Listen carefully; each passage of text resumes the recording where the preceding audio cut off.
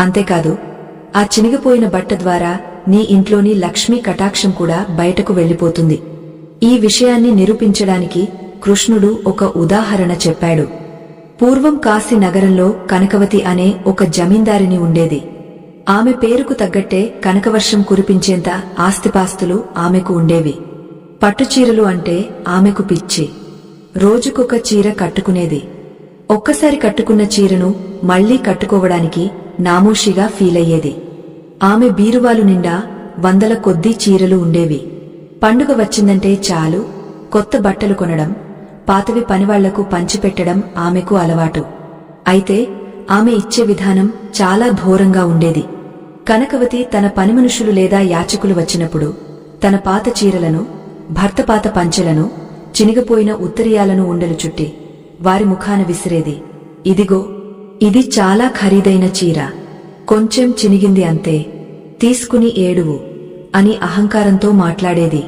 ఆ పేదవారు ఆకలికి, చలికి తట్టుకోలేక ఆమె విసిరిన ఆ చినిగిపోయిన బట్టలను తీసుకునేవారు. అంతేకాదు కనకవతి తన బాగా వాడేసిన చెమట వాసన వచ్చే రవికెలను కూడా పనిమనిషికి ఇచ్చేసేది. నేను ఎలాగూ వేసుకోను కదా, నువ్వు వేసుకో అని ఇచ్చేది.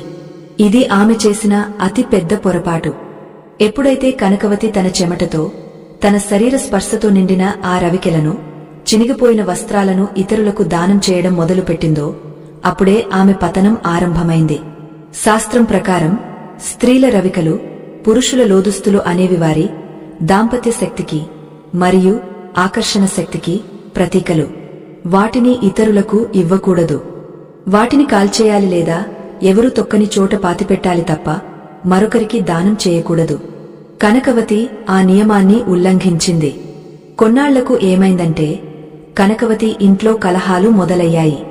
ఆమె భర్తకు ఆమె మీద ఉన్న ప్రేమ తగ్గపోసాగింది. ఆయన పరాయి స్త్రీల వ్యామోహంలో పడ్డాడు. కనకవతి అందం కూడా వికారంగా మారడం మొదలైంది. ఆమె ఒంటిమీద ఎన్ని నగలు ఉన్నా ముఖంలో కళ తప్పింది. మరోవైపు ఆమె బట్టలు వేసుకున్న ఆ పనిమనిషి మాత్రం రోజురోజుకు చూడచక్కగా తయారైంది. పనిమనిషి భర్త అకస్మాత్తుగా వ్యాపారంలో రాణించి డబ్బు సంపాదించాడు. అంటే కనకవతి తన వస్త్రాల ద్వారా తన అదృష్టాన్ని ఆ పనిమనిషికి ధారపోసింది. తన దరిద్రాన్ని చినిగిపోయిన బట్టల ద్వారా తానే అట్టే పెట్టుకుంది. కృష్ణుడి మాటలు వింటున్న సత్యభామకు భయం వేసింది. స్వామీ, మరిపాత బట్టలు ఏం చేయాలి?